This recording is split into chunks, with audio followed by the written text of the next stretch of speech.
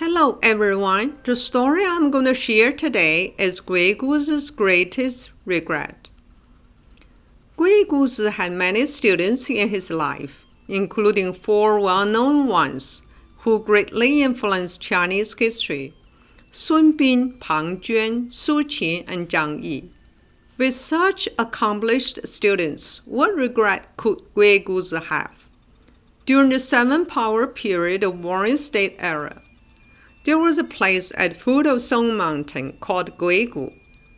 The trees there grew abundantly and densely, making it unsuitable for human habitation, thus earning its name Guigu. Gui means ghost, and Gu means valley. However, a hermit, self-named Guiguzi, lived there. It is said his real name was Wang Xu and that he was born at the time of Jin Pinggong of Jin Dynasty.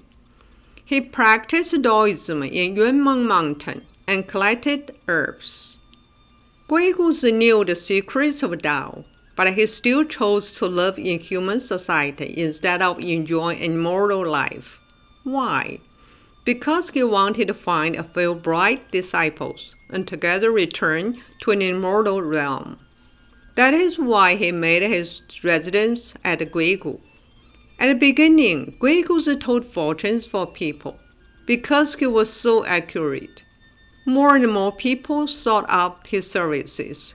Gradually, people wanted to seek him as a teacher. He could accurately perceive their intelligence and taught them whatever they could grasp. He had 2 reasons for doing this. One was to create talented people for the Seven Powers period. The other was to find those who were predestined to become immortals and transcend the human world. Guiguzi lived there for countless years and accepted countless students. He never refused anyone, but also never forced anyone to stay. His favorite students were not Sun Bin and Pang Juan, but actually Su Qin and Zhang Yi. He wanted to teach them the Tao, but his wish was in vain. When Su Qin and Zhang Yi saw Sun Bin and Pang Juan off, they were envious. Later, they went to see Guiguzi to ask to return to society and seek officialdom. To which their teacher replied, "You two are the brightest in the world today. If you practice Daoism, you will surely become immortals. Why bother toiling away in human society, entangled in fame and self-interest?" Qin and Zhang responded together, "Good wood should not decay in the mountains. A good sword should not always stay in the sword box. Time passes and will never return. We have learned this from your teaching. We would like to use the remaining time to practice them and establish merit so that we can be known by later generations." Guiguzi saw that they indeed had no intention of seeking immortality, so he did not force them. One time he had asked these 2 students if one of them would like to stay and be his companion, but neither did. Guiguzi sighed. "It's truly difficult for humans to become immortal." He told the student fortune before they left. Qin will have good luck at beginning and bad luck in the end. You will have bad luck first and good luck in the end.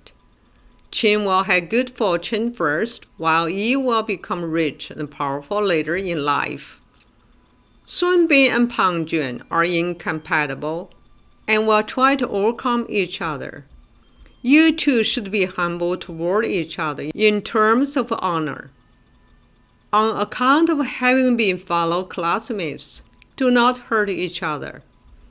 The 2 kneeled down and kowtowed to Guiguzi before leaving. Guiguzi felt deeply disappointed and gave up seeking disciples. A few days later, he left for heaven. Guiguzi had 4 famous students in his life, but none of them wanted to become immortal.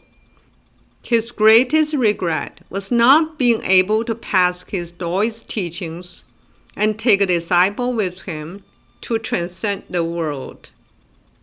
Thank you for listening to the story. More touching stories will be ready for you if you just subscribe it.